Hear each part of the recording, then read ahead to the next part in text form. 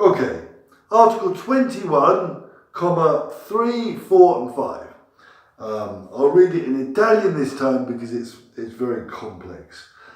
So, si può procedere a sequestro soltanto per atto motivato dell'autorità giudiziaria nel caso di delitti per i quali la legge sulla stampa espressamente lo autorizzi o nel caso di violazione delle norme che la legge stessa prescrive per l'indicazione dei responsabili. So here it's saying that we can confiscate material, stories, books, anything to do with the press, if it is indicated by a judicial authority, or if it's authorised by a judicial authority and explained why they authorised it.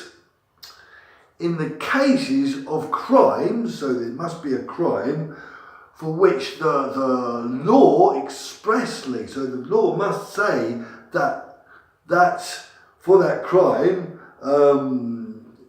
it's authorised that material can be taken, or in the violation of the law which the law itself prescribes as being indicating responsibles. So, if here we know that there needs to be limits to our freedom of expression, but it's really being careful to make sure that those limits are protected. So it must be authorised by a judge, which must explain why, and that judge must, interpret a law which expressly says that material can be confiscated. In those circumstances, it can. And what sort of crimes are we talking about? Well, we can think about crimes, for example, defamation, where if I criticise someone or express lies about somebody and damage their reputation, that in itself is a crime. In England, it's not a crime, it's actually a civil case, but in Italy it's very serious, probably because it damages the community, and we know from the Constitution the community is very important, and it damages the links between people and the community. So it can be for defamation, it could be for instigating crimes. There was a case in the NOTAV community where a writer had said, acts of sabotage were justifiable, and he said that in an interview, and he went to court, accused of instigating crimes, and the court found that he was not guilty because he's got freedom of expression. So they interpreted his actions as just expressing his thoughts and not as instigating crimes. But that is a limit. Other things could be, terrorist material,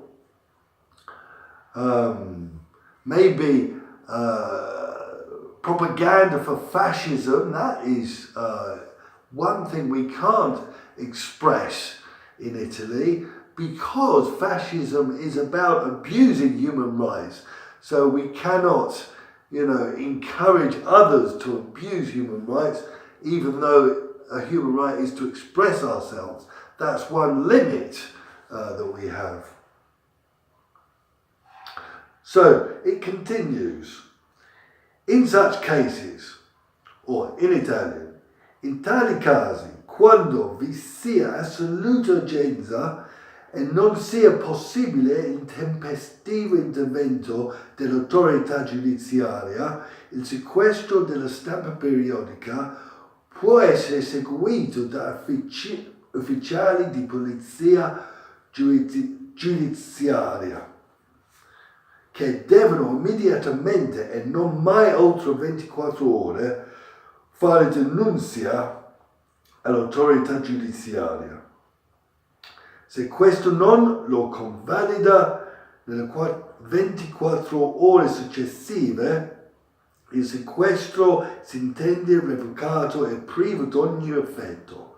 So here we can see that, they're very insistent that it must be an urgent case, and only if it's really unavoidable can, official police of the justice, of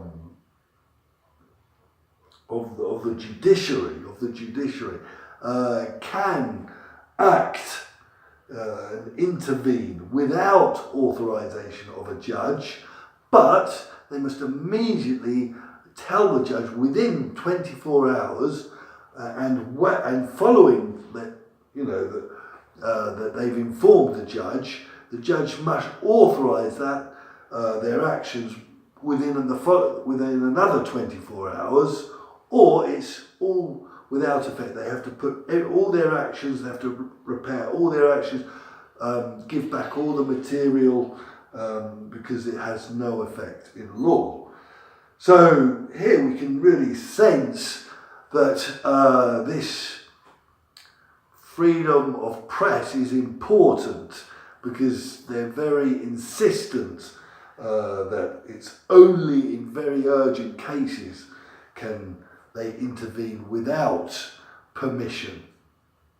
For example, it could be terrorist material. If terrorist material was going to go on the internet, how to make a bomb or something, very important they act quickly before it goes on the internet or into the public arena, because once it's out there, it's very dangerous. It can't be so easily retracted. Then it continues. La legge può stabilire con norme di carattere generale che siano resi noti i mezzi di finanziamento della stampa periodica. Stampa periodica, they mean the press, which is, the regular press. Maybe it's once a week or once a day or once a month. So it's regularly issued. And here, they talk about the general character of the law. So it's going to be a norm of general character, so not for a specific paper, but for all papers. We've talked about that before. And here, this is about freedom of the press and knowing who's behind the press. Who are they financed by? Well, they're trying to say here that it's important to have a bit of transparency. Does Berlusconi own this paper, and can that explain why it has those opinions? Very important. Or maybe it's backed by some rich oil company, and so will push against the climate issues, etc. So it's trying to say the law, if there's a need, the law can establish or not, only using a general character, so it can't target specific papers, but with a general law, it can try to understand who's financing the newspapers or the television,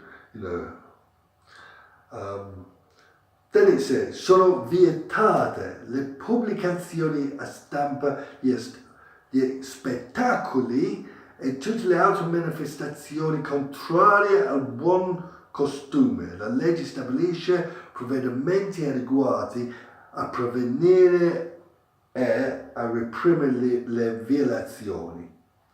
So, here again we've got this buon costume, this public decency protected, as we had in Article 19.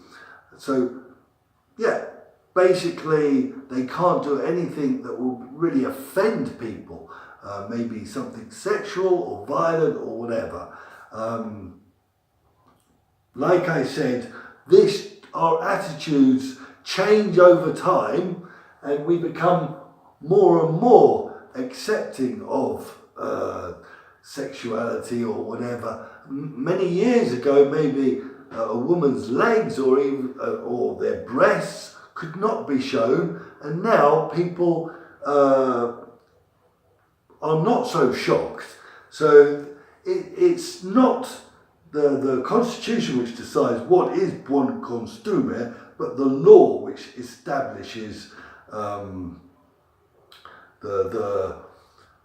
both the reaction to going over the line, but also what is considered public decency.